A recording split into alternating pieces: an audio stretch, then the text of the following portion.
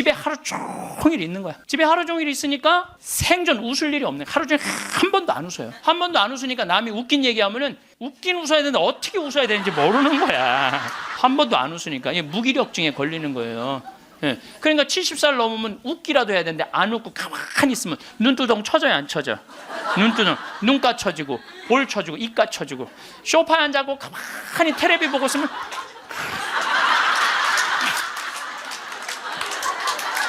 소파에 앉아고 텔레비만 보고 있는 거예요. 아니 텔레비가 뭘 잘못했다고? KBS 한번 보고 MBC 한번 보고 SBS 한번 보고 평화방송 한번, 평화방송 볼 때 더 째려봐. 저 무슨 얘기하는 건가. 뭐 애들 다 떠나고 여러분들 애들 다 떠나고 남편하고 있으면 뭐 깨가 쏟아질 것 같아요? 깨 안 쏟아져요. 신혼 때나 깨가 쏟아지는 거지. 소파에 앉아 이렇게 있는데 남편이 지나가면은 투명인간이 지나가나 보다.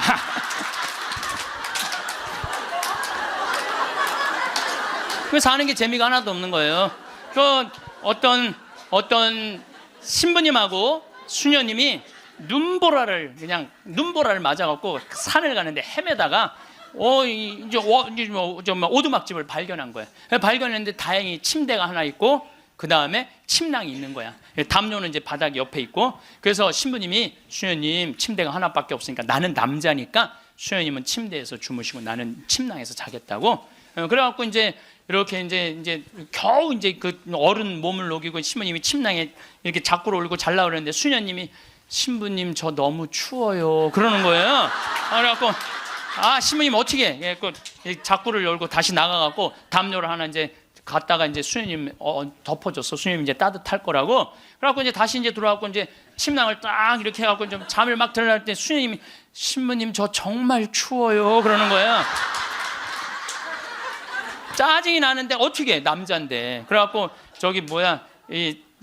다시 이걸 열고 다시 담요를 하나 수녀님 덮어. 수녀님 진짜 이제 따뜻할 거라고. 그래갖고 이제 겨우 잠을 일어나. 신부님 저 정말 추워요 그러는 거예요. 신부님이 딱 일어나서 수녀님 사실은 여기 우리 둘밖에 없다. 아무도 우리 둘이 있는 거 모른다. 그러니까 수녀님 우리 부부처럼 오늘 밤을 좀 지내자. 그랬더니 수녀님 아우 좋아요 그랬어요. 수녀님이 아우 좋아요. 그래 아유 좋아요. 그래서 그럼 부부처럼 하는데 내가 지금부터 말을 좀 하겠다. 수녀님 그 수녀님 말을 내가 빼겠다. 당신 자꾸 짜증나게 할 거야? 그 담요 당신이 갖다 덮어. 나 잠 좀 자게 나도 좀. 여러분들 부부가 이게 다정하게 이렇게 살다가 늙으면 좋은데 서로 맨날 짜증이 나느니 뭐 지겹대느니 이런 소리 하면은요 늙어서 한 집에 살아도요 있으나 많아요. 있으나 많아야. 하루 종일 혼자 텔레비. 이제 저녁에 며느리가 어머니 식사하세요. 방문 땅땅 두들겼는데 또 이 시어머니 또 전기세 또 불은 깜깜하게 꺼내. 파란 텔레비 불빛에 밥 먹으라고 이렇게 보면요 며느리가 심장이 땅땅 떨어지는 거예요. 사람은요 눈꼬리가 올라가지 이쁜 거야. 입꼬리가 올라가지 이쁜 거예요. 그래서 젊은 사람이 웃을 때 시원한 게 눈꼬리가 올라가고 입꼬리가 올라가서 시원한 거예요. 내가 이렇게 이렇게 젊은 사람은 눈에 확 떠요. 눈꼬리 쫙 올라가고 입꼬리 올라가서. 또 나한테 강의 들어오면 그냥 와. 신부님한테 온다고 연필로 막.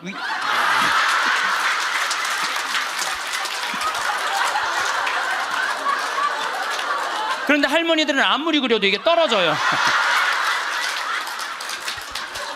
그래서 제가 드리는 말씀은 무기력증에 빠져 살지 말고 해만 뜨면 집을 나가라는 거예요. 내가 나이가 먹은 분들은요 무조건 해만 뜨면 집에 있으면 절대 안 돼요.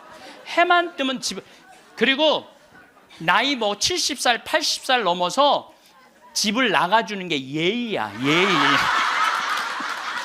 집에 있으면 안 된다니까요. 그리고 가끔 1박 2일씩 사라져주는 것도 예의에. 사라져주는 거. 강원도 평창 생태마을로 사라져주는 게 예의라니까. 하루 종일 웃지도 않고 있으면 뭐가 행복하겠어요. 그러니까 할머니들 오늘 65세가 넘어갔고 나는 해 뜨자마자 나왔다 여기 나왔다 한번 손 들어보세요. 내가 늘 말하지만 이 처녀들이 슬기로운 처녀들이라니까. 이 처녀들이 슬기로운 처녀들인 거예요. 그래서 신부님 돈이 있어야지 나가 돌아다니죠. 집 잡혀라. 집을 잡혀라. 그래서 집 잡혀서 경복궁도 가고 덕수궁도 가고 온양온천도 가고 춘천도 가고 맛있는 것도 사 먹고 친구들하고 어울려서 평창 생태마을도 오고 돌아다닐 수 있을 때까지 돌아다니는 거예요. 그래갖고 집 잡혀갖고 돌아다닐 수 있을 때까지 다니는 할머니들은 죽을 때 어떻게 죽는지 아세요? 아니에요. 그건 아니고 돌아다닐 수 있을 때까지 돌아다니는 할머니들은 죽을 때 어떻게 죽느냐면 지쳐서 죽어요. 지쳐서.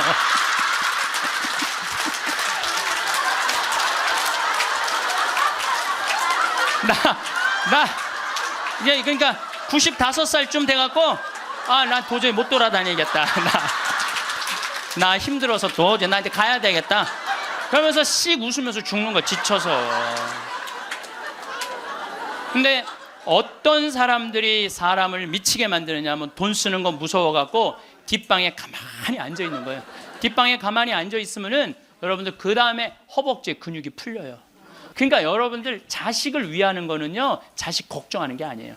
자식을 위하는 건 내가 마지막까지 죽기 직전까지 내 발로 화장실 가주는 게 정말 자식을 위하는 거예요. 그러니까 마지막까지 화장실을 가주기 위해서는 뭐 해야 돼? 운동해야 된다. 운동. 제가 말씀드리는 거 운동. 운동. 여러분들 2살 때 자랑스러운 게 뭔지 알아요? 똥오줌 가르는 거예요. 3살 때 자랑스러운 건 뭐냐면 이가 나는 게 자랑스러운 거예요. 그렇죠?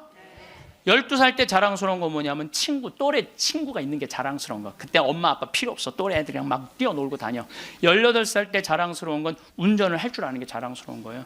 20살 때 20대 때 자랑스러운 건 애인이 있는 게 자랑스러운 거예요. 애인이 있는 게 35살 때 자랑스러운 건 돈을 버는 게 자랑스러운 거예요. 50살 때 자랑스러운 건 뭐가 자랑스러운? 돈이 많은 게 자랑스러워요. 60살 때 자랑스러운 건 뭐가 자랑스러운지 알아? 애인이 있는 게 자랑스러워. 그때도 애인이 있어 자랑스러운 거예요. 70세 때 자랑스러운 건 뭔지? 운전을 할 줄 아는 게 자랑스러워.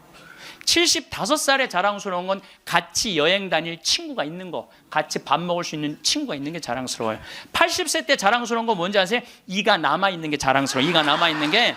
85세 자랑스러운 게 뭔지 알아요? 똥오줌을 가릴 줄 아는 게 자랑스러운 거예요. 85이 돼서도 내가 가릴 수 있다. 그건 자식들한테 최고의 선물이에요. 그래서 뭐를 하라? 운동을 해라. 여러분들 70살이면 멀쩡한 나이예요. 여러분들 요즘 나이 계산하는 법 새로 나온 거 아시죠? 내 나이에 0.7년을 곱하면 그게 본 나이예요. 그러니까 지금 70살은 77이 49, 49살이에요. 49살. 49살이라니까 70살들은 70살이에요? 잠깐 일어나 보세요. 미안하지만 일어나 보세요. 아니 괜찮아. 누가 70살이라고 그래? 49살이지. 49살이에요. 49살. 그러니까 우리가 이제 70살에 은퇴, 신부들이 70살에 은퇴를 하면은 너무 아깝잖아요. 그래서 한 달에 한 번 우리가 동창 모임을 하는데 우리 동창 신부들하고 그러는 거야. 야, 우리 은퇴해갖고 그렇게 40년 사제로 살았지만은 너무 젊은 때 은퇴한다. 우리 뭐 할까? 은퇴하면은. 그래서 내가 항상 하는 얘기가, 야, 우리 은퇴하면은 이 사주 카페는 있는데 왜 신부 카페가 없냐?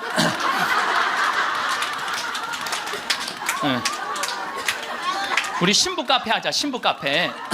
아니 요즘 사람들 마음 답답하면 사주 카페 가고 전보 커피 마시면서 전보잖아요. 지금 70살 원로 신부님들 딱 여러분들 보면요, 여러분 인생이 딱 보여요. 얼굴이 뭐냐면 얼이 들어왔다 나갔다는 굴이야. 얼이 들어왔다는. 그래서 우리 얼굴 안에 7,000개 인생이 있다는 거예요. 여러분들 얼굴 안에 딱 보면 남편이 바람 피고 있구나, 이게 금방 나온다니까. 웬만한 점쟁이 무당보다 낫다니까요. 저도 본당 신부하면서 무당들 세례를 많이 줬어요. 천신, 자기가 모시는 신기가 떨어지면요 천신을 찾아온다니까요. 그래서 내가 뭐 북도 태우고 막 이거 신물도 많이 태워주고 세례도 주고, 또 어떤 무당은 유방암이 걸렸는데 67, 8쯤 됐는데 평생 이제 점을 봐준 거죠. 근데 이제 나한테 온 거예요. 이제 삶을 정리하고 하느님한테 귀의하고 싶다고. 살아온 얘기 다 들어주고, 그리고 이제 마지막에 이제 죽을 때 또 신부님 성가 소리 듣고 죽고 싶다고. 근데 쫓아가갖고 또 보니까 막 기다리고 있더라고요.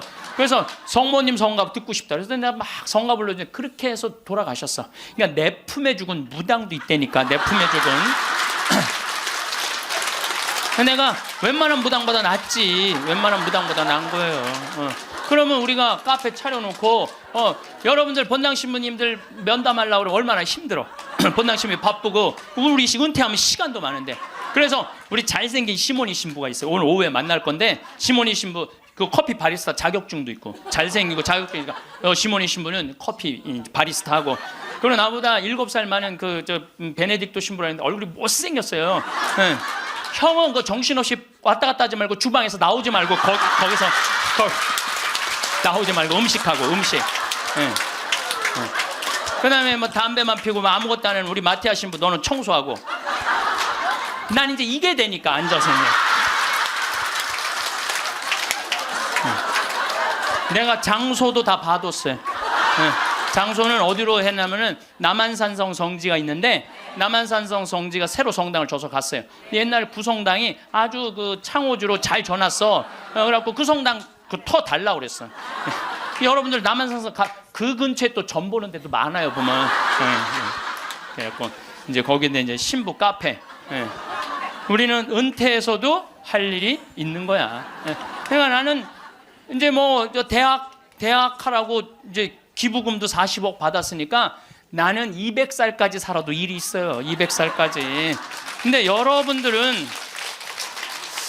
여러분들은 무슨 계획이 있느냐? 나 이걸 묻고 싶은 거예요. 무슨 계획이 있느냐? 지금 60살 되신 분들은 100살까지 살아요. 100살. 50살 되신 분들은 110살까지 살아. 110살. 40대신 분들은 120살까지 살아. 120살. 제가 20년 전에 강의하러 다니면서 여러분들은 이제 100세 시대가 옵니다.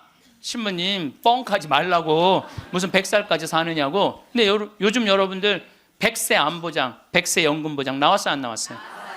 100세 시대 온 거예요. 근데 올해 한 보험회사에서 무슨 상품이 나왔냐면 110세 건강 안심보험이 나왔다니까요.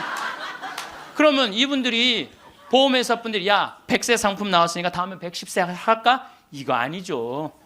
그때는 정복된다고 보는 거예요. 그리고 그때는 치매도 어느 정도 잡는다고 보는 거예요. 혈압, 당뇨 다 잡는다고 보는 거예요. 그러니까 그래 60년 후야. 60년 후인데 여러분들 1년에 0.5년이 늘어나. 1년에 0.5년 평균. 그러니까 지금 86세가 가장 많이 죽는 나이래요. 86세가. 근데 2020년에는 몇 세에 가장 많이 죽느냐면 90세에 가장 많이 죽는데 2020년. 그럼 2020년이면 몇 년 후에? 6년 후야. 6년 후. 그럼 여기 60살 되신 분들 66살 되면은 90세가 가장 많이 죽는다 그러면 그분들 몇 살까지 살 것 같아요? 100살은 그냥 가는 거 60세들은. 50세들은 110살 간다니까. 아직 산 것도 아니라니까 여러분들. 40살들은 20년 더 살고 60년을 더 살아요. 60년. 그런데 며칠 전에 소련 러시아에서 먹으면 120살까지 사는 알약을 개발했대요. 미토콘트리아라고 우리가 이렇게 장도 늙어가면서 노화가 진행인데 그걸 먹으면 그 노화 진행 속도를 그렇게 늦출 수가 있다는 거야. 10년 후부터 시판한다는 거야. 120살까지 사는 일이 벌어지는 거야. 120살. 그러면 이거 어떻게 되는 거야, 이거? 이거 보통 심각한 문제가 아니라니까 여러분들. 지금 웃을 일이 아니에요, 지금. 웃을 일이 아니에요.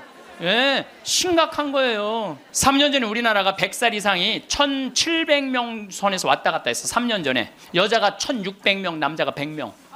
3년 전에 100살 이상이. 예.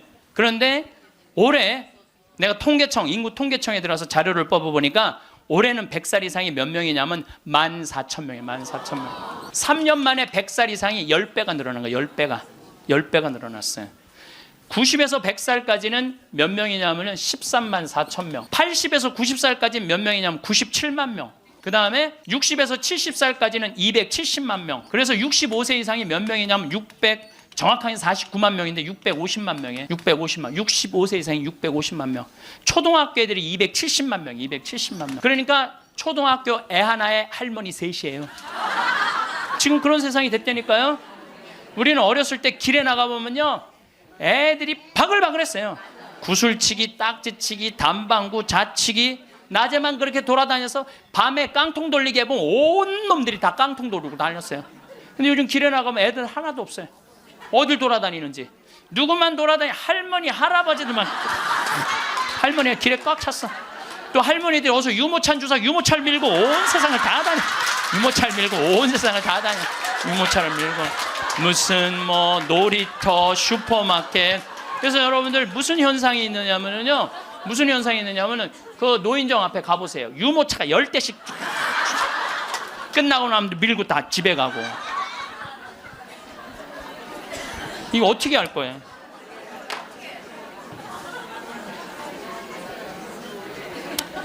조선시대 왕들은 평균 연령이, 조선시대 왕이 27명이었어요. 27명이 있었는데 평균 연령이 46.1세였어요. 왕들이 길게 살아야 46. 왕자고 공주들, 관리 잘한 왕들은 46.1세. 관리 잘 안 하고 왕자도 큰 왕자들 있잖아요. 왕 못된 왕자들. 그거 평균 나이는 36세야. 평민들은 조선시대 35세. 평균 나이 35세. 그때는요, 아무 문제가 없었어요. 그때는 35세. 그러니까 20살에 결혼을 해갖고 35에 주고 40이나 그러면요, 이땐 갈등도 하나도 없어. 20살에 결혼해갖고 3년 애 하나씩 낳으면은 한 7 낳다가 죽는 거야. 7명 낳다가 죽는 거예요. 그렇죠? 네. 삶의 계획이 뭐가 필요해? 그리고 마지막 막내는 놔놓고 누구한테 맡기느냐면 장남한테 맡기고 죽는 거예요. 네. 장남한테 맡기고 죽는 거예요. 네. 계획 세울 필요가 없어요. 근데 지금은 안 죽어. 이게 보통 심각한 문제가 아니에요. 이게 안 죽는 바람에 모든 문제가 다 생기는 거야. 안 죽는 바람에. 여러분 요즘 연금 얘기 참 많이 나오죠? 연금 공무원들이 20년 의무로 내면은 그 다음부터는 받아 먹을 수 있는 거예요. 그럼 20년 냈으면은 20년만 받아 먹어야지. 120살까지는 몇 년 받아 먹을 것 같아요? 60년 받아 먹는 거. 60년. 여러분들 나라 망할 것 같아요? 안 망할 것 같아요? 망하게 돼 있어요. 이거는 불보듯 뻔한 거예요. 뭐 그리스, 스페인 그래서 망한 거예요. 그래갖고 좀 나라 이제 자식들을 위해서 좀 후손들을 위해서 연금 좀 깎자고 지금 국회에서 정부에서 그러는 거 아니에요? 계산 뻔히 나오니까 그 연금 깎자고 그랬더니 깎으려는 연금을 안 깎고 머리 깎고 안 된다고 그냥.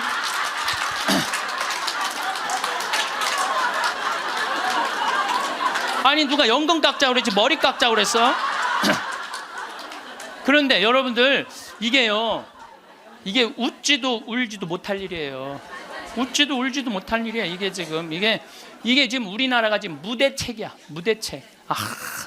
아무 대책이 없는 거야. 그래서 연금 문제에 걸리지. 치매가 우리나라가 지금 58만 명이에요. 여러분들 35살 때 죽을 때 치매 걸려요? 이땐 치매 걸릴 시간도 없어요. 근데 지금 80, 90 방에 가만히 앉아 있으면은요, 네가 누군지 내가 누군지도 모르고 그냥 이러고 있는 거예요. 네가 누군지 내가 누군지도 모르고. 그러면 치매가 이렇게 있으면은 이 한 집에 5, 6 매달려 있다고 보면은 300만 명이 치매 때문에 고통을 겪고 있는 거예요. 모든 문제는 안 죽어서 생기는 문제예요. 내가 삶을 어떻게 살아갈 것이냐, 이거 보통 생각해야 되는 거 아니에요. 그냥 진짜 웃을 일이 아니라니까요. 지금 여러분들 웃을 일이 아니에요. 그런데 우리나라가 65세 이상 노인들이 OECD 국가 중에 가장 가난해. 가장 가난해. 근데 여러분들 왜 가난한 줄 알아요? 국가가 잘못해서 가난했을 것 같아요? 천만의 말씀. 우리나라가 프랑스보다 교육비를 몇 배를 더 쓰냐면 9배를 더 써요. 프랑스보다 9배 더 써요. 미국보다 교육비를 몇 배 쓰냐면 3배를 더 써. 3배를. 근데 여러분들 생각을 해봐요. 우리가 프랑스보다 지금 뭐 비슷비슷하게 살지만 조금 떨어져. 미국은 우리 한 2배 정도 잘 살아. 근데 그 2배 정도 잘 사는 나라보다 3배를 교육비를 더 쓰는 거야. 그래서 남자아이 대학 결혼까지 들어가는데 여러분들이 3억 6천이에요. 처음부터 태어나갖고 걔한테 쏟아 넣는 돈이 3억 6천이야. 여자는 3억 4천이 들어가요. 그럼 남자 여자 아들 딸 둘 나가고 결혼까지 시켰으면 여러분들 얼마 쓰면 7억을 쓴 거야. 7억을. 셋 낳았으면 10억을 쓴 거야. 10억. 그러니까 애를 낳아요. 그래서 애도 안 낳는 거예요. 이놈의 교육 때문에 애도 안 낳는 거예요. 그러니까 애가 안 나오면 나라는 어떻게 되겠어요? 이게 머리가 복잡해요. 내가 보기엔 정치인들 머리가 지끈지끈할 거야 아마. 그 생각을 해보면은. 그러니까 65세 넘어가고 OECD 국가 35개 나라 중에 우리나라가 노인이 가장 가난해. 쓸 돈이 없는 거야. 자식들한테 다 쓰고. 그리고 요즘 애들은요 1등 아니면 패배자야 다. 그러니까 대기업에 취직 안 하면 아무데도 취직 안 하는 거야. 그리고 대기업 안 갈 바야 200만 원 받고 일 안 한다 이거야. 그러니까 집에서 논다는 거야. 그럼 노는 놈 누가 책임져야 돼? 부모가 아니 어제도 저녁 먹으면서 들은 얘기인데 엄마 아빠가 다 교직이래. 그래서 연금이 700만 원 정도 나온대요. 그렇게 친구 중에 제일 연금이 많이 나온대. 상전 밥 한 번, 술 한 번을 안 낸다는 거야. 친구들이 막 욕을 한다는 거야. 밥 한 번 안 사냐 그렇게 연금이 많은데, 근데 한 친구한테 술 한 번 하자 그러면서 울면서 그러더래요. 애들이 둘 다 명문대학을 나왔는데 대기업 몇 번 보내 떨어지더니 집에서 놀고 있다는 거야. 걔네들 생활비로 600만 원을 대준다는 거야. 자기가. 그 자기네들이 100만 원을 가지고 쓴다는 거. 100만 원을 가지고. 그러니까 친구들 뭐 사주고 싶어도 사줄 수가 없다는 거예요. 100만 원 갖고 생활해야 되니까. 보통 문제가 아니라니까요. 애들 일 안 해서 문제, 애 안 낳아서 문제. 참 큰 문제야. 그러니까 여러분들은 내가 어떻게 살아갈 것인가 이 계획을 잘 세우셔야 돼요. 잘 세우셔야 돼. 예, 제가 작년에 아프리카 잠비아 무프리나라는 지역을 다녀왔습니다. 초등학교를 못 다니는 아이들이 한 700명 정도 되는 거예요. 수녀님들이 그 아이들을 모아다가 공부를 가르치는데 돈이 없으니까 책 12권을 가지고 한 명이 공부를 하는 거야. 그래서 필요한 게 뭐냐니까 책을 사달래. 그래갖고 가갖고 두 명이 한 권을 볼 수 있도록 해줬어요. 근데 내가 간 결정적인 이유는 나는 생태마을을 꾸미니까 거기에 자카란다 농장이 있어요. 근데 농장이 80만 평이야. 80만 평. 80만 평인데 수녀님이 2만 평밖에 농사를 안 짓고 있는 거예요. 그래서 내가 수녀님한테 물어봤어요. 수녀님, 이거 농사 다 지면은 보육시설, 병원, 그 다음에 학교 다 운영할 수 있을 텐데 왜 2만 평밖에 못 꾸미고 있느냐? 그랬더니 신부님, 우리는 맨손으로 농사 짓는다는 거예요. 포크레인도 없고 트랙터도 없고 경운기도 없어서. 여러분들 맨손으로 농사 지면요 한 사람이 1000평 이상 못 져요. 얼마나 농사가 힘든데요. 내가 생태학교 운영했을 때 학생들 입학을 많이 해요. 막 20명, 30명. 내가 물어봐요. 생태학교에 왜 입학했습니까? 제가 이제 은퇴를 해서 예전에 땅을 한 4,000평 사둔 게 있는데 그거 이제 농사 지으려고 농사 배우러 들어왔습니다. 그럼 한번 해봅시다. 그래갖고 이제 3월 한 달 동안 모종 내고 거름 뿌리고 막 해요. 한 달 지나고 나서 내가 다시 상담을 해요. 어떻게 농사 이제 한 4,000평 질만 하십니까? 그러니까 해보니까 이게 쉽지 않으네요. 한 1,000평 정도 할 수 있을 것 같아요. 그래요. 3월, 4월, 5월, 더운 이제 6월 이제 지나고 나서 학생들 여름방학 할 때 제가 물어봐요. 이제 한 몇 평이나 농사 질 수 있을 것 같으냐고. 그러니까 이분들이 하는 얘기가 한 10평 질 수 있을 것 같아요. 10평. 맨손으로 농사 짓는 게 진짜 힘들어요. 근데 수녀님이 거기서 맨손으로 농사를 짓고 있는 거야. 그러니 포크레인도 없고 트랙터도 없고 경운기도 없다는 거야. 수녀님 얼마면 되겠냐가 2억이면 되겠대. 걱정하지 말아라. 내가 한국에 가서 2억 만들어서 보내주겠다. 내가 또 뻥이 또 엄청나게 세요. 일단 뻥을 쳐놓고 한국에 돌아와갖고 내가 강의 때 몇 번 얘기했어요. 평화방송에도 나가고 내가 여러분들 아프리카에 정말로 멋있는 일을 하고 싶은데 1,000만 원씩 20명만 도와주면 좋겠다. 여러분들 재산 5억 중에 10분의 1, 5천만 원은 내 거 아니라고 생각해야 된다. 그거는 어려운 이웃 도와주라고 하느님이 축복 준 거다. 나는 5천만 원까지 필요 없다. 그저 1,000만 원씩 20명만 난 도와주면 좋겠다 라고 얘기를 했는데 절에 다니는 분들, 교회 다니는 분들, 성당, 종파 초월이야. 뭐 성당 다니는 분들, 아무 데도 안 다니는 분들, 이런 분들이 돈을 보내주는데요 3개월 만에 2억이 들어온 거예요.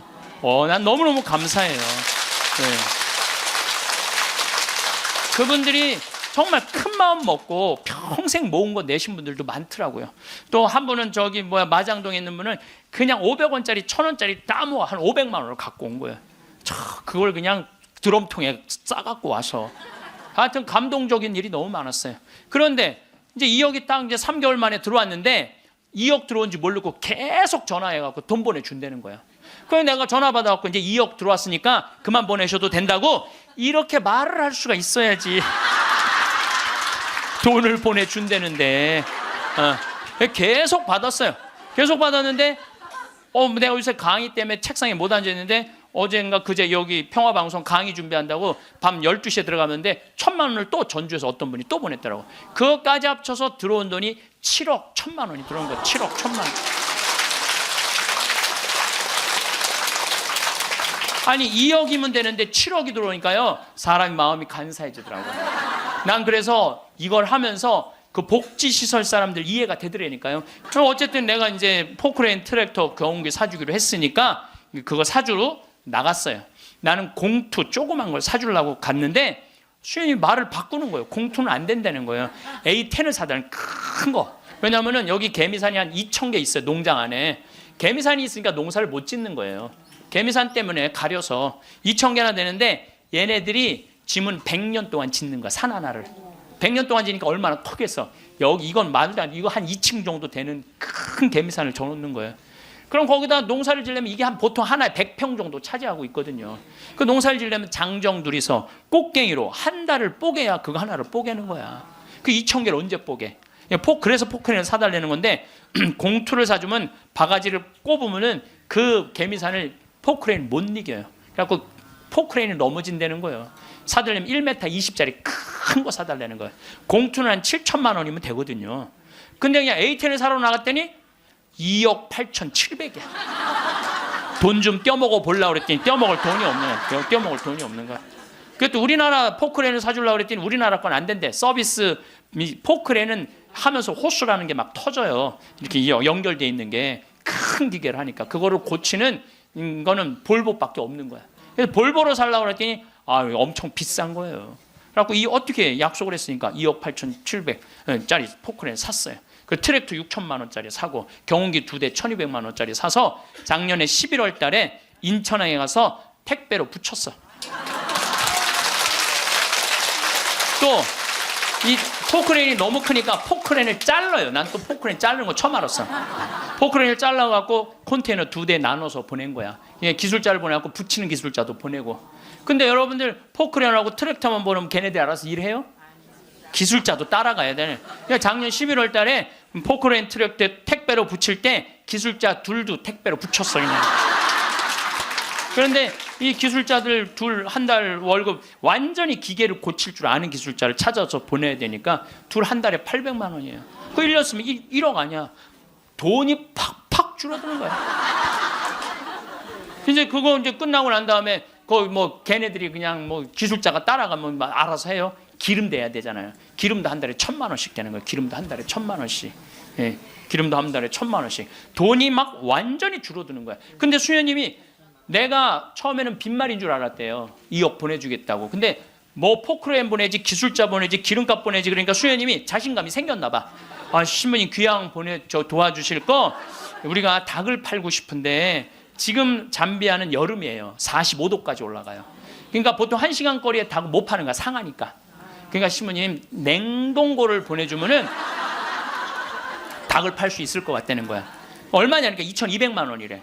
뭐 2,000이면 돈도 아니지만 1억씩 막 나가는데 걱정하지 말아라. 내가 보내주겠다. 내가 보내줬어요. 냉동고를 보내줬더니 수녀님이 너무 신난다는 거예요. 왜 신나냐 그러니까 한 마리도 못 팔던 닭을 한 달에 1,200마리씩 판다는 거예요. 1,200마리씩. 그런데 수녀님이 또 전화를 해서 신부님 문제가 생겼다는 거야. 무슨 문제가 생겼냐니까 닭을 너무 많이 팔다 보니까 닭장이 모자라는 닭장이. 닭장 줘달래. 닭장. 그래서 얼마면 되냐 그러니까 1억이면 된대. 좋다. 이제 들어온 돈이 다 나가게 생긴 거 이제. 좋다. 닭장 줘주겠다. 그래서 작년에 이제 벽돌 찍는 기계, 닭털 뽑는 기계 다 보내줘서. 그래갖고 이번 여름에 대학생들 20명을 데리고 가서 닭장을 줘주고 왔어요. 내가 이번에 우리 대학생들 20명을 데려와서 너무너무 놀랐어요. 왜냐하면 엄마들이 얘네들 문제 있어서 얘네들 고생시킨다고 보냈는데 걔네들이 가서 일하는 걸 보는데요. 너무 잘하는 거예요. 너무 즐겁게. 그러니까 걔네들은 다 내가 보니까 몸으로 살 놈들을 머리로 살라고 그러니까 걔네들이 힘든 몸으로 사냐 얼마나 너무너무. 그래서 얘네들이 닭장 다 줘주고 닦아놓은 땅이 10만 평이야. 10만 평. 야, 나는 이번에 정말 감동받았어요. 그리고 이제 아줌마 3명이 따라갔어요. 한 70명이 지원을 했어요. 20명 데려가야 되는데 뭐 70대, 60대, 50대, 40대, 20대만 싹 뽑고 나머지는 다 이제 제하고 60대 아줌마 셋만 모시고 갔어요. 지원한 분들. 왜 모시고 갔겠어요? 밥 해주는 거. 밥 해주는 거. 근데 그 세 분도 음식을 너무너무 맛있게 잘하더라고요. 하여튼 이번에 근데 이제 그것만 한다고 되는 게 아니잖아요. 그 닭장은 기술이 필요하거든요. 그래서 이제 우리 생태마을에 그 집을 져주는 신자도 아니야. 그냥 산적같이 수염 이렇게 막 이런 사람한테, 그 김 사장한테 당신 내가 한 달 월급 줄 테니 아프리카에서 닭장 져주고 오는데 기술자가 필요하니까 가서 닭장지로 가자. 그랬더니 이분이 하는 말이 신부님 무슨 말을 그렇게 하느냐고. 나도 저 친구들도 저렇게 한 달 봉사로 가는데 나도 가서 돈 안 받고 자원으로 하겠다는 거야. 그러니까 예수님이 주님 주님 한다고 다 천국에 가는 게 아니다. 내 말을 실천하는 사람이라야 천국에 간다는 말. 나 그 김 사장을 보면서 그런 생각이 들더라고요. 가서 그러니까 이번 여름에 저도 이제 가서 싹 져주고 왔어요. 그랬더니 수녀님이 신부님 도대체 우리한테 왜 이러는 거냐는 거예요. 나 그 수녀님들 본 적이 없거든요. 근데 작년에 내가 가서 그 수녀님들을 보고 감동을 받은 거예요. 왜? 수녀님 10분이 잠비아에 가서 16년 동안 한국 수녀님들이 그들을 위해서 사는 거야. 그냥 뭐 샤워를 한번 하려고 그러면 물도 안 나와요. 그리고 여러분들 잠비아가 더운 게 아니에요. 6, 7월 달은요 추워요. 파카 입고 다녀야 돼. 털옷 입고 다녀야 돼. 근데 샤워를 한번 해보려고 그러면 물이 그냥 나오다가 그냥 비는 물에 같이 떨어져. 멈추고. 그렇게 불편한 데를 수녀님 10분이 16년 동안, 수녀님 38살 먹은 나탈리아라는 수녀님은 가자마자 말라리아 그래서 죽었어 또. 그래서 내가 무덤에 가봤더니 사진을 이렇게 해놨는데 예쁘게 생겼더라고 또. 참. 그러니까 옆에 동료 수녀님이 죽어가는데도 불구하고 이 수녀님들이 그들을 위해서 16년 동안 살았으니 이건 수녀님으로 안 보이는 거야. 작은 예수님으로 보이는 거야. 내가 이분들을 도와주지 않으면 나중에 큰 예수님한테 혼나겠다는 생각이 들더라고. 그래서 수녀님이, 신부님 우리한테 도대체 왜 이러느냐고 그러길래 내가 한마디 했어. 수녀님 무슨 말을 그렇게 섭섭하게 하느냐고. 같은 업종에서 일을 하면서 무슨 말을 이렇게 섭섭하게 하느냐고. 수녀님도 하느님이라고 나도 하느님이라는데 내가 수녀님 도와주는 거 당연한 거 아니냐고. 그랬더니 수녀님이 또 전화를 해서 신부님 추장이 만나잔다는 거예요. 무슨 추장이 많냐. 아직도 잠비아는 추장이 많대요. 근데 추장 한 분이 천주교 신자 추장이래요. 거기는 한 20%가 천주교 신자들 잠비아는. 근데 그 추장이 땅이 6억 평이 있대. 6억 평이 있대. 6억 평이. 그래서 수녀님 좋은 일 한다고 500헥타를 준다는 거예요. 그러니까 우리나라 150만 평, 450만 제곱미터 엄청난 큰 걸 준다는 거예요. 신부님 이거 어떻게 할까요? 전화를 했어요. 수녀님 이거 일단 받아두라고 그거. 그랬더니 이 창설자 수녀님이 독일 수녀님인데 이 수녀님 날 직접 찾아오셨어요. 신부님 다른 병원 운영하는 수녀님, 보육시설 운영하는 수녀님, 그 다음에 학교 운영하는 수녀님들은 일이 잘 진행이 되는 거예요. 근데 이 수녀님은 울고 다녔다는 거예요. 16년 동안. 땅이 한 면이 3.2km니까 어마어마하게 땅이 크더라고요. 80만 평이. 근데 이 넓은 거를 수녀님 무슨 재주로 해? 돈은 없지, 일은 하고 싶지. 16년 동안 울고 다녔다는 거예요. 근데 요즘 이 수녀님이 웃고 다닌다는. 그리고 친구 수녀들한테 이렇게 말한대요. 이것들아, 눈물로 씨 뿌리던 사람들이 기쁨으로 곡식을 거두리다. 이러고 다닌다는 거예요.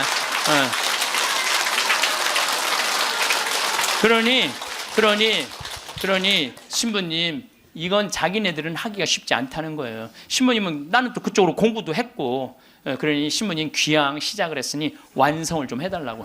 그러니까 난 또 80만 평 완성하려면은 70살까지 일이 기다리고 있는 거야. 난 아무리 살아도 아무 상관없어. 심심할 일이 없어. 심심할 일이. 이번 여름에는 이제 치과 의사 선생님들, 안과 의사 선생님을 모시고 왔는데 이제 좀 젊은 분들이 가는데 안과 의사 선생님 대학병원에 과장님을 모시고 간 거야. 수술 도구까지 다 갖고 내가 다 우리 후원하는 분들이 보내니까 치과 수술 도구, 안과 수술 도구 다 갖고 갔거든요. 근데 이 치과는 이제 작년에 갔으니까 환자들이 많은데 안과는 사람들이 줄은 잔뜩 섰는데 무서운 거야. 백내장 환자가 많은데 그래갖고 그냥 들어왔다 나갔다 하는 거야. 그러니까 수녀님들이 강제로 막 끌고 가, 해라고. 그래갖고 이제 이 백내장 수술을 해줬는데 보통 그 사람들은 병원에 와도 고맙다고 안 그런대요. 근데 이 백내장 수술한 사람 매일 병원에 와서 고맙다고 그래. 너무 잘 보이는 거야. 너무너무 잘 보이는 거야. 그래서 뭐 다른 과는 거기도 병원이 있는데 안과, 치과 이거는 특수 직군이기 때문에 없대요. 근데 그분들이 그것 때문에 가장 고통을 겪는 거거든. 그래서 난 또 그 이제 의사 선생님들을 매년 모시고 가는 미안해갖고 내년에는 가지 말지 뭐 그랬더니 신부님 빼놓고 우리끼리 올게요 그러더라고요. 그게 왜 그런가 했더니 그 의사 선생님들이 스트레스가 많아요. 그 아주 환자들 불평 그거 다 받아내는 거 너무 스트레스가 많은 거야. 그런데 그 선생님들 마지막 날 저녁에 이제 항상 회의를 하거든요. 신부님 내가 의대 다니면서 내가 막 라면 먹고 그래. 그러니까 바쁘니까 보람을 한 번도 못 느꼈대. 내가 이렇게 힘들게 공부한 보람을 여기 와서 느낀다는 거야. 그러니까 나는 내년에 안 가려고 그랬는데 자기네들끼리 간다는 거예요. 참 그래서 내년에 나 어쩔 수 없이 또 가게 생겼어요. 내년 여름에. 근데 이제 10만 평을 깎아놨는데 거기도 지금 지구 온난화 때문에 굉장히 11월 시작하면서부터 우기가 시작됐는데 빈님이 안 오신 거예요. 그래갖고 보름 동안 안 오는데 지지난주부터 빈님이 오기 시작을 했다는 거야. 수녀님이 내가 이제 이양기라고 한 땅이 넓으니까 다 보내줬어요. 그 편지가 어제 왔어. 보니까 신부님 뿌렸는데 지금 비가 오시는데 옥수수가 대가 올라오기 시작한다는 10만 평에. 나는 그게 내 것도 아니고 그 프란치스코 전교 수녀회 건데도 나는 내 게 아니잖아요. 그게 그 수녀님들 도와주러 간 거니까. 그런데도 그거 생각하면 너무 행복해요. 이야, 난 정말 행복한 사람이구나. 너무너무 좋죠.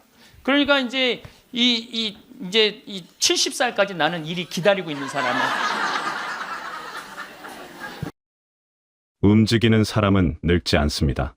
이 말은 단순히 신체적인 나이를 거스른다는 뜻이 아니라 삶을 대하는 내면의 온도가 식지 않는다는 의미를 담고 있습니다.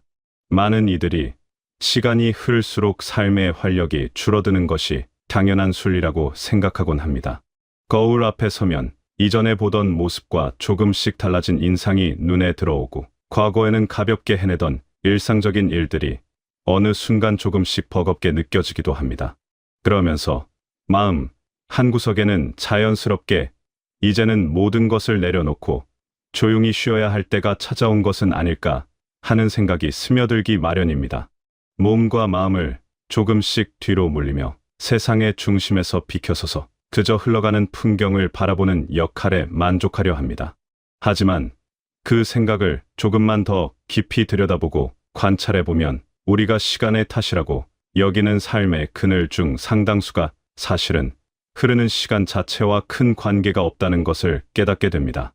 문득 찾아오는 피로감, 온몸을 감싸는 무기력함, 그리고 어제와 오늘이 전혀 구별되지 않을 만큼 비슷비슷하게 느껴지는 지루한 감각들은 결코 자연스러운 변화가 만들어 낸 결과물이 아닙니다. 그것은 삶 속에서 움직임이 줄어들면서 생겨난 빈자리일 경우가 훨씬 더 많습니다. 몸이 움직임을 멈추면 마음 역시 그 자리에 주저앉아 무거워지기 시작하고 그렇게 시작된 하루는 실제 시간보다 훨씬 더 길고 지루하게 느껴집니다. 아침에 눈을 떠도 딱히 문을 열고 나가야 할 뚜렷한 이유를 찾지 못하고 저녁이 되어도 오늘 내가 무언가를 하며 보냈는지 기억에 남는 것이 없는 날들이 반복되다 보면 삶 전체가 채도가 낮은 풍경처럼 어딘가 흐릿하고 불분명해지는 것처럼 느껴지기도 합니다. 그런데 그것은 결코 자연스러운 쇠퇴가 아닙니다. 몸과 마음이 서로를 붙잡고 함께 멈추어 버린 탓에 생겨난 일시적인 정체일 뿐입니다. 반대로 생각해보면 주변에서 늘 활기차고 생기 있는 기운을 뿜어내며 하루하루를 살아가는 사람들에게는 한 가지 아주 뚜렷한 공통점이 있습니다. 그들은 결코 자신을 멈춤의 상태에 오래 두지 않는다는 사실입니다. 부지런히 걸음을 옮기고 새로운 풍경을 만나고 마음을 이끄는 무언가를 새로이 배우며 세상의 다양한 흐름에 참여하면서 끊임없이 삶을 향해 온몸과 마음을 움직입니다. 삶의 생기와 아름다움은 걸을 수 없는 숫자가 아니라 내가 오늘을 살아가며 얼마나 마음과 몸을 움직이느냐에 따라 완전히 다르게 결정됩니다. 작은 움직임이 존재하는 곳에 비로소 생명력이 고이고 그 생명력이 차오르는 곳에 삶에 참된 기쁨과 평온이 비로소 자리를 잡습니다. 편안함이라는 상태는 사람이라면 누구나 자연스럽게 갈망하는 소중한 가치입니다. 그동안 치열하게 살아온 여정을 생각하면 이제는 온전히 쉬고 싶고 아무런 짐도 지고 싶지 않다는 마음이 드는 것은 지극히 당연하며 충분히 공감할 수 있는 일입니다. 오랫동안 바쁜 일상 속에서 타인과 세상을 위해 에너지를 쏟아왔다면 이제는 온전한 여유를 누리고 싶다는 바람이 생기는 것도 무척 자연스러운 흐름입니다. 아무것도 하지 않아도 나를 다그치는 이가 없는 하루, 누구도 나를 다급하게 찾지 않는 고요한 시간이 주는 달콤함은 무엇과도 바꿀 수 없을 만큼 포근하게 다가옵니다. 하지만 이러한 편안함만을 삶의 유일한 목적으로 삼고 추구하다 보면 어느 순간 마음속 깊은 곳에서 솟아나던 의욕이 조금씩 안개처럼 사라지고 매일매일의 규칙적이었던 생활의 리듬도 서서히 흐트러지기 시작합니다. 아침에 눈을 떠서 일어나는 시각이 점점 늦어지게 되고 오늘 하루 동안 꼭 끝내야 할 일이 없다는 사실이 처음에는 날아갈 듯 훌륭한 홀가분함으로 다가왔다가도 시간이 지날수록 가슴 한편을 쓸쓸하게 만드는 허전함으로 변해갑니다. 특별히 힘든 일을 하거나 에너지를 쓰지 않았는데도 왠지 모르게 온몸이 무겁고 피곤하게 느껴지며 하루가 저물어 갈 때 무언가를 충만하게 이루어냈다는 보람이나 만족감이 들지 않습니다. 몸은 가장 편안한 자세로 쉬고 있지만 마음은 오히려 원인 모를 무게감으로 인해 더 짙은 어둠 속으로 가라앉는 이상한 경험을 하게 됩니다. 이것은 결코 개인의 의지가 부족하거나 게으르기 때문에 발생하는 문제가 아닙니다. 사람의 정신과 신체가 본래 그렇게 상호작용하도록 만들어져 있기 때문입니다. 사람은 영원히 멈추어 쉬도록 설계된 존재가 아니라 끊임없이 주변과 상호작용하며 움직이도록 만들어진 존재입니다. 오랜 시간 사용하지 않고 창고에 넣어둔 정밀한 기계에 조금씩 붉은 녹이 슬어 마침내 삐걱거리게 되듯 오직 편안한 휴식만을 취하며 가만히 둔 몸과 마음 역시 그 기능을 조금씩 잃어가며 활력을 빼앗기게 됩니다. 물론 지친 몸을 달래는 쉼은 삶에 있어서 반드시 필요한 요소입니다. 그러나 지나치게 오래 이어지는 고요함과 휴식은 오히려 사람에게서 내면의 불꽃을 꺼뜨리는 결과를 초래합니다. 편안함이 삶의 전부가 되어 도를 넘어서면 내가 왜 살아가는지에 대한 삶의 의미마저 흐릿해질 수 있습니다.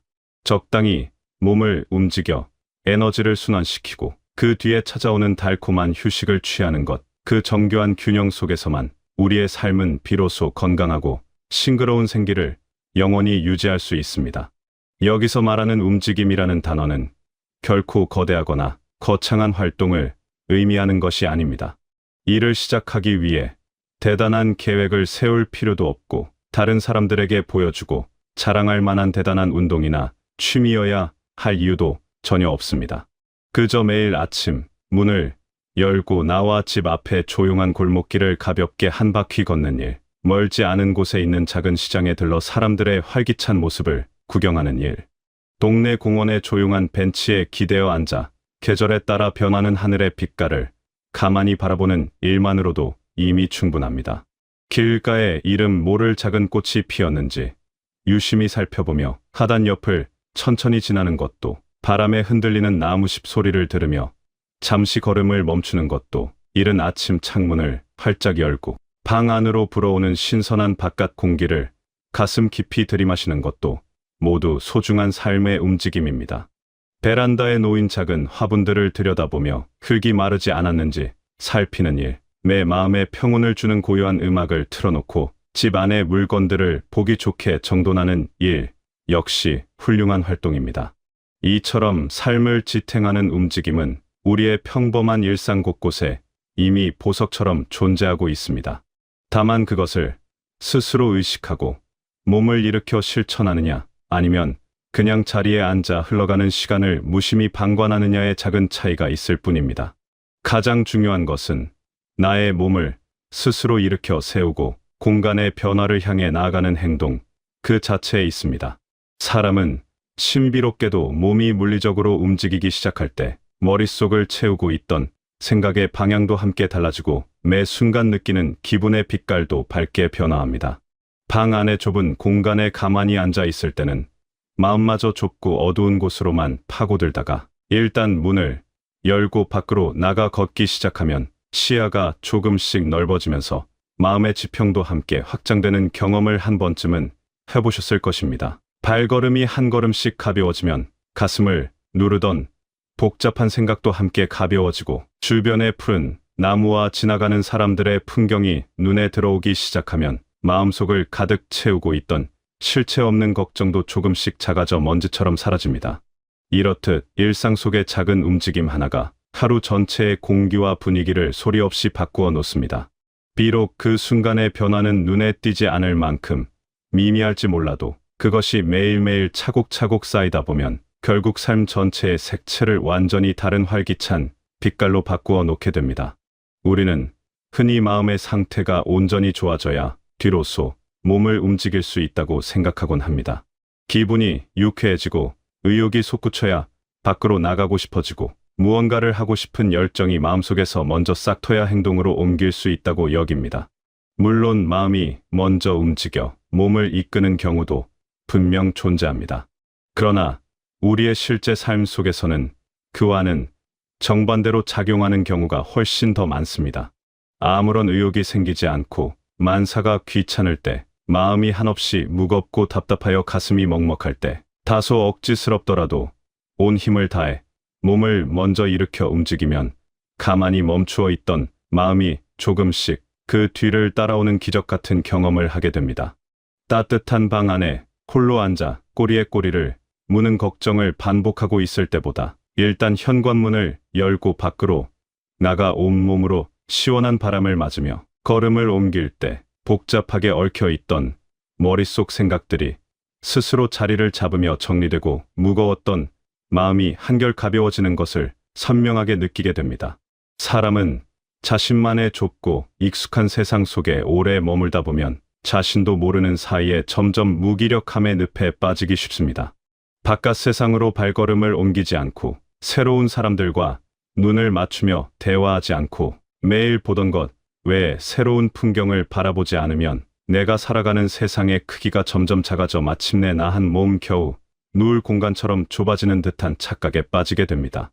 처음 얼마 동안은 혼자 고요하게 머무는 시간이 더할 나위 없이 편안하고 안락하게 느껴지지만 그 고독의 시간이 걷잡을 수 없이 길어지다 보면 어느 순간 가슴을 시리게 만드는 깊은 고립감이 예고 없이 찾아옵니다.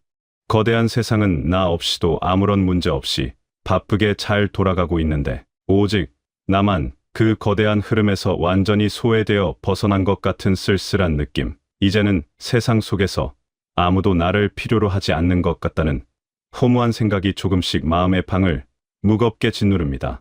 그러나 분명히 기억해야 할 점은 이러한 어두운 느낌들이 결코 차가운 진실이 아니라는 사실입니다.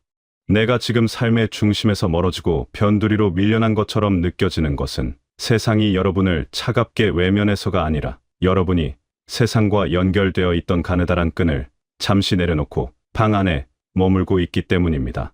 그 끊어진 것처럼 보이는 연결고리를 다시 손에 쥐는 일은 생각보다 결코 어렵거나 거창하지 않습니다. 마음을 열고 밖으로 나가 사람을 만나고 새로운 사물과 풍경을 눈에 담으며 세상과 작은 관계를 맺으며 살아갈 때 우리의 삶은 거짓말처럼 다시 활기를 가득 머금게 됩니다. 누군가와 대단한 인연을 맺거나 거창한 모임을 주도하지 않아도 괜찮습니다. 길을 지나다 마주치는 다정한 이웃과 눈을 맞추며 가볍게 목인사를 나누는 일, 자주 가는 작은 가게의 주인에게 고맙다는 짧은 인사를 건네는 일, 길가에서 마주친 천진난만한 아이에게 부드러운 미소를 보내는 일만으로도 이미 충분합니다. 이러한 사소하고 작은 연결들이 하나둘씩 쌓여갈 때 뒤로서 얼어붙었던 삶의 구석구석에 따스한 온기가 다시 스며들기 시작합니다. 누군가와 따뜻한 눈빛을 주고받으며 이소를 나누는 그 아주 짧은 찰나의 순간이 때로는 100마디의 거창한 말보다 훨씬 더 큰 위로와 안도감을 선사하기도 합니다. 사람은 이렇듯 세상의 다양한 존재들과 끈끈하게 연결되어 있다는 감각을 느낄 때 비로소 내가 지금 여기에 살아있음을 가장 선명하고 아름답게 깨닫게 됩니다. 그 연결의 실이 아무리 가늘고 가벼운 것이라 할지라도 그것이 매일매일 쌓여 든든한 그물을 이룰 때 우리의 삶은 이전보다 훨씬 더 따뜻하고 안전한 공간으로 변화합니다. 삶이 우리에게 선사하는 진정한 기쁨과 만족감은 따뜻한 방 안에 가만히 앉아서 감나무 아래 입을 벌리듯 기다린다고 해서 결코 스스로 찾아오지 않습니다. 우리가 느끼는 참된 행복은 내가 알지 못했던 새로운 무언가를 가슴 깊이 배우고 낯선 환경을 온몸으로 경험하며 세상의 작은 활동에 스스로 참여하는 역동적인 과정 속에서만 자연스럽게 피어나는 한 송이 꽃과 같습니다. 가보지 않았던 새로운 장소를 향해 지도를 펼쳐 찾아가고 한 번도 접해보지 못했던 낯선 영역에 용기를 내어 도전하며 매일의 일상을 풍요롭게 채워줄 작은 취미 하나를 소중하게 가꾸어 나가는 진짜 이유도 바로 여기에 있습니다. 처음 발을 내딛는 그 순간에는 당연히 서툴고 어색할 수밖에 없습니다. 남들처럼 완벽하게 해내지 못해도 괜찮고 중간에 실수를 연발하더라도 전혀 부끄러워할 이유가 없습니다. 새로운 무언가를 향해 첫걸음을 떼고 그것에 나의 소중한 마음과 시간을 조금씩 기울이는 행동 그 자체가 이미 메말라 가던 삶을 다시 풍요롭고 기름지게 만드는 위대한 첫걸음이기 때문입니다. 세상을 깜짝 놀라게 할 만큼 완전히 새로운 사람으로 거듭날 필요는 전혀 없습니다. 그저 어제의 나보다 아주 조금만 더 용기를 내어보고 어제의 나보다 세상을 향해 조금만 더 열린 마음을 가지는 것만으로도 충분히 아름답습니다. 그리고 그러한 일상의 작은 변화와 시도들이 매일 차곡차곡 쌓이다 보면 어느 날 문득 이전보다 훨씬 더 가벼워지고 맑아진 자신의 내면을 발견하고 스스로 놀라게 됩니다. 마음의 지평이 넓어진 사람은 남들과 똑같은 평범한 하루를 보내더라도 남들이 보지 못하는 더 많은 아름다움을 발견하고 작은 것에서도 더 깊은 의미를 느끼며 내게 주어진 일상의 모든 것에 더 진심으로 감사할 줄 아는 해안을 가지게 됩니다. 이 인생이라는 소중한 시간은 그저 다 살아버린 뒤에 무기력하게 쉬기 위해서만 우리에게 주어진 것이 결코 아닙니다. 마지막 순간까지 온전하게 삶을 살아내기 위해 우리에게 허락된 눈부신 기회입니다. 그러므로 오늘도 나만의 작은 한 걸음을 용기 있게 내딛는 여러분은 여전히 아름답게 성장하고 있는 중이며 그렇게 멈추지 않고 나아가는 사람의 삶은 외적인 모습과 상관없이 언제나 내면에서부터 눈부신 빛을 뿜어내기 마련입니다. 움직인다는 행위는 단순히 육체를 고단하게 쓰는 노동만을 의미하지 않습니다. 그것은 세상을 향해 그리고 나 자신을 향해 닫혀있던 마음의 문을 활짝 열어젖히는 숭고한 행위이기도 합니다. 오늘 하루 포근한 집 밖으로 한 걸음 걸어 나가 맑고 신선한 공기를 가슴 가득 채워보는 것, 길에서 마주치는 이웃의 다정한 얼굴을 바라보며 반가운 인사를 건네는 것, 그동안 귀찮다는 이유로 오랫동안 미루어 두었던 방 안의 작은 일들을 오늘 비로소 조금씩 시작해보는 것, 그러한 작은 행동 하나하나가 모여 비로소 우리의 삶을 진짜로 살아 숨쉬게 만듭니다. 그 자리에 고여서 멈추어 있는 것보다 아주 조금이라도 몸을 움직이는 것이 가만히 앉아 세상이 바뀌기를 기다리는 것보다 작게라도 내가 먼저 참여하는 것이 우리의 소중한 하루하루가 그 어떤 어둠도 침범할 수 없는 포근하고 따뜻한 빛으로 언제까지나 가득 채워지시길 바라겠습니다.